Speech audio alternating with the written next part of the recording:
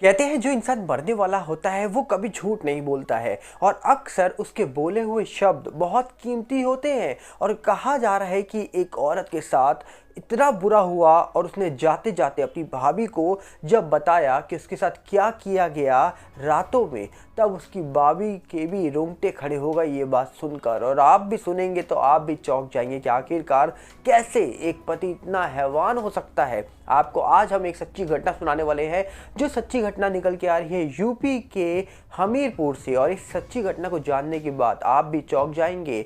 ये खबर इस समय बहुत सुर्खियों में बनी है और कहा जा रहा है कि चारों तरफ इसके बारे में जिक्र हो रहा है। न्यूज़ पोर्टल से लेकर अगर आप न्यूज़ मीडिया की बात करेंगे तो हर जगह ये खबर छापी जा रही है। नमस्कार, सत श्री अकाल। आपको आज हम बताने वाले हैं एक नई खबर जो निकल के आ रही है यूपी के हमीरपुर से। कहा जा रहा है कि यूपी के हमीरपुर में एक बारात आती है। जो बारात होती है 3 तारीख को पहुंचती है वो बारात, और ये बारात होती है एक इंजीनियर की, जो कहा जा रहा है कि लगभग 35 साल का हो गया था, जो कि रहने वाला था 82 किलोमीटर दूर। अगर हम चले हमीरपुर से तो एक पड़ता है उरई नाम का शहर। कहा जा रहा है कि वहाँ का रहने वाला विजय, जो पेशे से एक सॉफ्टवेयर इंजीनियर था, बताया जा रहा है कि 35 साल की उम्र हो गई थी। रिश्ता आता है, हमीरपुर बारात लेकर जाते हैं।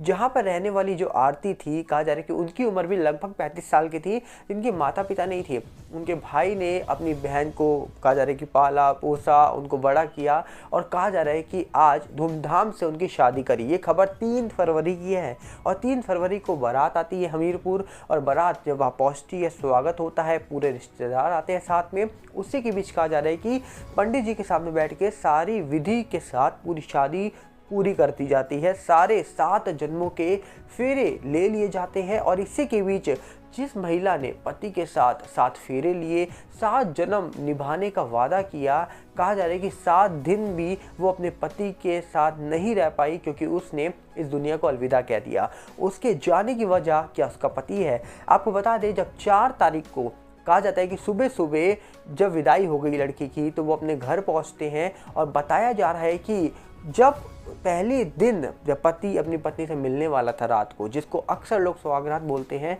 बोला जा रहा है कि वो सब कुछ होने से पहले जो पति था, जिसका नाम विजय था, वो अपने दोस्तों से मिलता है। और कहा जा रहा है कि कौन से वो दोस्त थे जिन्होंने उस इंसान को ये सलाह दे दी कि भैया तुम ये गोली खा लेना, वो गोली खा देना। कुछ ऐसी सलाह दी गई, जिसके बाद कहा जा रहा है कि सुहागरात मनाने से पहले उस सॉफ्टवेयर इंजीनियर, जिसका नाम विजय था, बोला जा रहा है कि उसने कुछ ऐसी दवाई खाई, कुछ ऐसी गोली खाई, जिससे शायद ताकत आ गई, जिससे ना जाने क्या ऊर्जा पैदा हो गई उसके अंदर।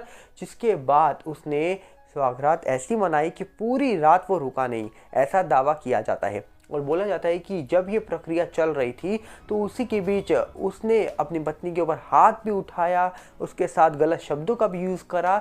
जबकि ऐसी हैवानियत उसने उस समय चालू कर दी, ऐसी हैवानियत दिखाई, जैसे कह सकते हैं कि हवस का पुजारी हो गया था वो। और बोला जाता है कि उसने दोस्तों के कहने पे वो गोली खाई, किसी और के कहने पे खाई, ये तो नहीं कह सकते हम। पर कहा जा रहा है कि जब ये खबर सामने निकल के तब नहीं आई, क्योंकि उस दिन उसकी पत्नी जिससे शादी हुई थी वो भी समझ नहीं पा रही थी क्या हो गया इस इंसान को। पहला दिन बीतता है, अगले दिन कहा जा रहा है कि जो महिला थी जिनकी शादी हुई थी, उनकी कहा जा रहा है कि तबीयत थोड़ी ख़राब होनी शुरू हो जाती है। उनके पेट में दर्द, कहा जाता है कि, और वॉमिटिंग, उल्टी होनी शुरू हो जाती है। तो कहीं ना कहीं उस पति को ये लग रहा था कि उसको मज़ा आ रहा है, पर वो अपनी पत्नी के जो ऑर्गन्स होते हैं, इंटरनली ऑर्गन्स होते हैं, उनको डैमेज कर रहा था। जब 4 तारीख का दिन बीत गया, अगले दिन 5 तारीख आती है, फिर वही प्रक्रिया शुरू हो जाती है, गोली खाकर चालू हो जाता है। और ऐसे ही एक दिन फिर बीता, फिर आती है 6 तारीख, फिर ये प्रक्रिया शुरू होती है। फिर कहा जा रहा है कि अचानक से वो अपनी देवरानी से बोलती है कि मेरी तबीयत बिगड़ रही है। और कहीं ना कहीं वो तबीयत बहुत ज़्यादा बिगड़ने लग गई। जिसके बाद कहा जा रहा है कि लड़कों वालों ने लड़की के भाई को कॉल किया और बोला कि आपकी बहन की तबीयत बिगड़ रही है अचानक से। जिसके बाद कहा जा रहा है कि भाई तुरंत अपनी पत्नी को लेकर वहाँ पहुँच जाता है। और उसी समय भाई देखता है कि उसकी बहन की तबीयत हद से ज़्यादा बिगड़ चुकी है। और इसीलिए वो भाई अपनी बहन को लेकर सीधा कानपुर आता है और कानपुर में एक प्राइवेट क्लिनिक में उसको भर्ती करवाता है। जिसके बाद पूरी जांच होती है और कहा जा रहा है कि चेकअप होने के बाद उसको एडमिट कर लिया जाता है। अब कहा जा रहा है कि जो महिला के साथ हो रहा था, ये शायद सिर्फ महिला ही बयां कर सकती थी, इसके अलावा शायद ना कोई समझ पा रहा था कि हुआ क्या है महिला के साथ। क्योंकि लड़की का भाई कह रहा था अभी तो मेरी बहन विदा हुई है, बहन सही थी, अचानक से तबीयत कैसे ख़राब हो गई। और दूसरी तरफ लड़के वाले भी ये समझ नहीं पा रहे थे कि आखिरकार लड़की को हो क्या गया, जबकि अब लड़का ही बता सकता था कि चल क्या रहा है और लड़की ही बता सकती थी कि उसके साथ क्या हो रहा है।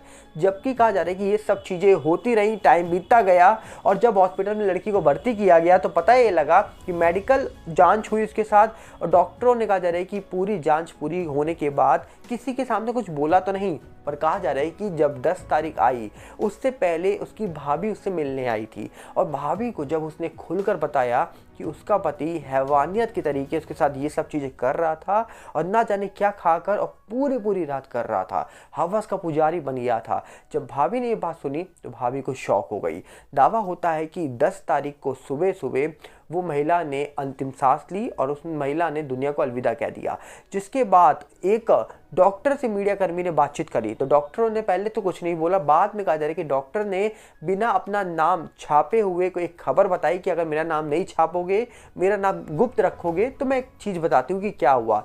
तो कहा जा रहा है कि खबर छपी जिसमें लिखा हुआ था कि डॉक्टरों ने बताया कि भैया इस महिला के साथ इस प्रकार गलत व्यवहार किया जा रहा था, मतलब जैसे किसी के साथ गलत काम किया जा रहा हो, मतलब ज़बरदस्ती की जा रही थी और इस प्रकार की जा रही थी कि इसके इंटरनल ऑर्गन्स जो हैं, अंदर के ऑर्गन्स हैं, वो कहीं ना कहीं डैमेज हो रहे थे, टिश्यूज ब्रेक हो रहे थे और इसलिए इस महिला के साथ इतना गलत व्यवहार किया गया रातों में और इसीलिए आज ये महिला हमारे बीच नहीं है। जबकि डॉक्टरों का नाम सामने नहीं आया और उसके बाद मीडिया कर्मी से जब उस लड़की की भाभी ने बात करी तो कहा जाता है कि भाभी ने खुलकर बता दिया कि वो आदमी जिससे शादी हुई है उसने इस प्रकार हरकतें करी है, गोली खा के वो लगा रहा पूरी रात और उसके बाद इस तरीके से आज हमारी जो पति की बहन थी वो हमारे बीच नहीं है।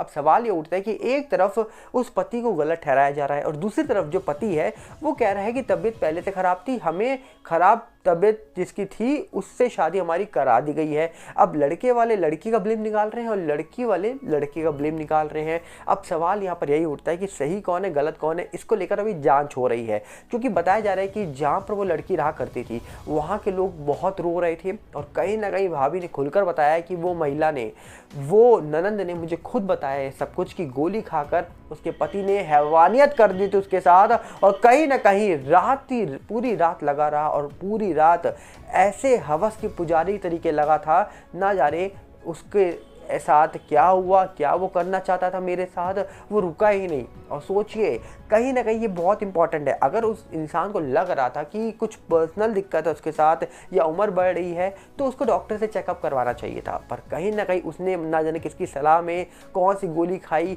या क्या खाया जिसकी बात उसने ऐसा किया कि आज उसकी पत्नी हमारे बीच नहीं है। अब देखने वाला विषय ये है कि जाँच हो रही है, सही कौन है गलत कौन है इसका फैसला तो कहा जा रहा है कि पुलिस करेगी, पर अब चारों तरफ सवाल यही उठ रहे हैं कि भैया महिला के साथ हुआ था तो क्या हुआ था। आपको क्या लगता है कि आखिरकार इस मामले में गलत कौन है, महिला या फिर वो पुरुष?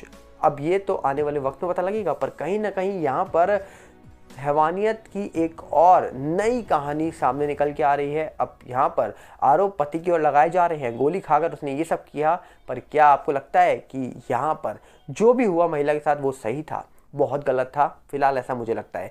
अब देखेंगे जांच में क्या निकल के आएगा। आप अपनी राय कमेंट्स रखिएगा क्योंकि ये सच्ची कहानी जो आप तक हम पहुंचा रहे हैं ये आप तक सिर्फ हम इसलिए पहुंचा रहे हैं ताकि आप सतर्क रहें और इन चीज़ों को जानने के बाद आप ऐसी गलती ना करें। आपको डराने की कोई मानसिकता नहीं है हमारी, हम सिर्फ आप तक ये खबर इन्फॉर्मेशन के लिए ही पहुँचा रहे हैं। मिलते हैं बहुत जल्दी। नमस्कार, जय हिंद।